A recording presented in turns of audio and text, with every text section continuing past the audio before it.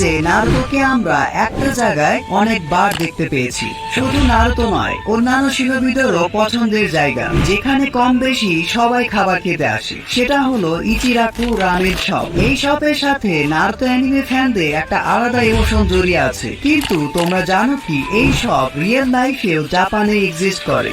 না, Naruto anime popular shop এই জন্য নয়, বরং নারুতো অ্যানিমে ক্রিয়েট হওয়ার আগে থেকে এই শপ এক্সিস্ট করে। মাসাশি কিশিমোটো, যে কিনা নারুতো অ্যানিমে ক্রিয়েটর, ওনার ইউনিভার্সিটি অর্থাৎ যেখান থেকে তিনি গ্র্যাজুয়েশন কমপ্লিট করেছেন, তার পাশে একটা রেস্টুরেন্ট আছে।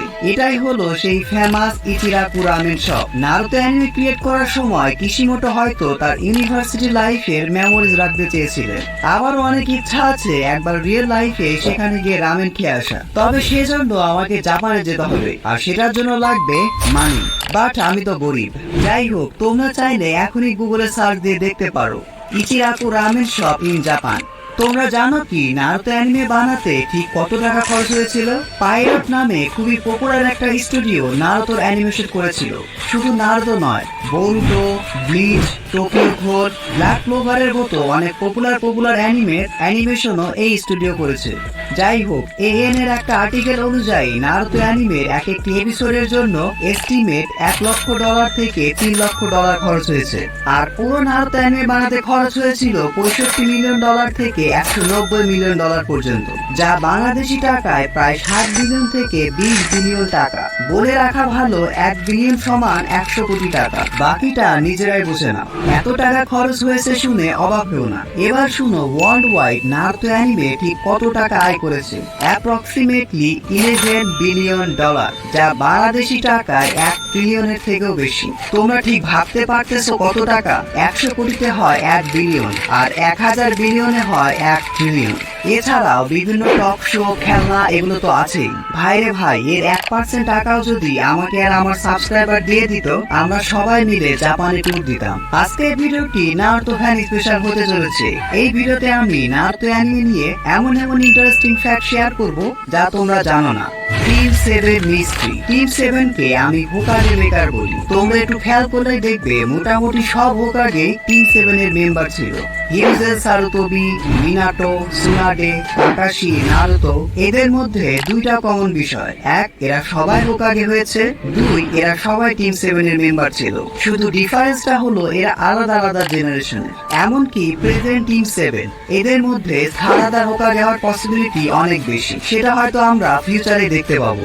যাই হোক, আমাদের সবার ফেভারিট ক্যারেক্টার নারুতোর বার্থডে কিন্তু এই দিন আমি স্পেশালি নারুতো ফ্যানদের জন্য নারুতোকে ডেডিকেট করে একটা স্পেশাল ভিডিও আনবো। আর তোমাদের জন্য এই ভিডিওটি বানাতে আমাকে অনেক রিসার্চ করতে হয়েছে। So please don't forget to subscribe my channel and like this video.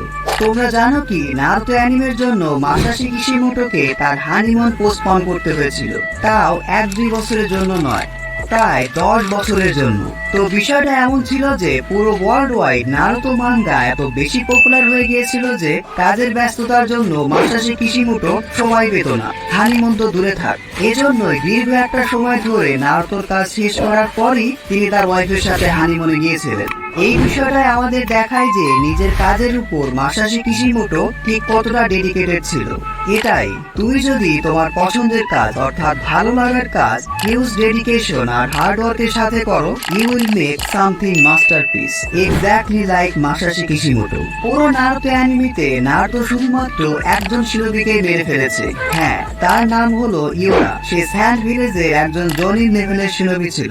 এখন অনেকেই বলবে নারুতো একাই তো কত হোয়াইট জেস্টুকে মেরে ফেলেছে, কিন্তু ওরা আসলে মানুষ ছিল না, অমানুষ ছিল। তোমরা জানো কি ওয়ান পিস অ্যানিমের সানজি ক্যারেক্টার নামও নারুতো রাখা হয়েছিল। তো বিষয়টা এমন ছিল যে নারুতো যখন শুরু হয় তখন ওয়ান পিস সানজি ক্যারেক্টার ইন্ট্রোডিউস করে, কিন্তু তখন সানজির নাম ছিল নারুতো। তো অলরেডি নারুতো নামে একটা অ্যানিমে এত বেশি পপুলার হয়ে গিয়েছিল যে ওয়ান পিস টিম বাধ্য হয় নামটি পরিবর্তন করে। এজন্য পরবর্তীতে সানজির নাম সানজি রাখা হয়। যাই হোক, অ্যানিমে ইন্ডাস্ট্রিতে শুরু থেকে থেকেই ওয়ান পিস আর নারুতো অ্যানিমের মধ্যে হেলদি একটা কম্পিটিশন চলে আসছে। দুই মাস্টারপিস অ্যানিমের দুই মাস্টার মাইন্ড রাইটারের মধ্যে অনেক ভালো একটা সম্পর্ক। শুধুমাত্র কিছু টক্সিক ফ্যানরাই নিজেদের মধ্যে ঝামেলা বাঁধায়। যাই হোক, অনেক নারুতো ফ্যানই নারুতোকে নিয়ে অনেক বেশি জানে, তাই আমি চেষ্টা করেছি এমন এমন বিষয়গুলো আনার যেগুলো নিয়ে খুব কম মানুষই জানে বা অনেকে জানেই না। তো নারুতো ফ্যানদের কাছে আমার প্রশ্ন হলো, নারুতোর ব্লাড টাইপ কি ছিল? জাপানে পার্সোনালিটি অ্যানালাইসিসের জন্য ব্লাড টাইপকে অনেক ইম্পর্টেন্স দেওয়া হয়। এজন্য নারুতো ডাটা বুকে নারুতোর ব্লাড টাইপও ইনক্লুড করা হয়েছিল। তোমরা জেনে অবাক হবে যে নারুতো কখনো মিনাটোর সাথে দেখা হওয়ারই কথা ছিল না। শুরুতে মাসাশি কিশিমোটো প্ল্যান করেছিল যে মিনাটোর সাথে নারুতো কখনো দেখাই হবে না, কিন্তু তিনি নিজে যখন বাবা হলেন তখন তিনি তার এই ডিসিশন চেঞ্জ করেন এবং সবশেষে আমরা নারুতোকে মিনাটোর সাথে দেখতে পাই, যেটা প্রত্যেক নারুতো ফ্যানের জন্যই অনেক ইমোশনাল মোমেন্ট ছিল।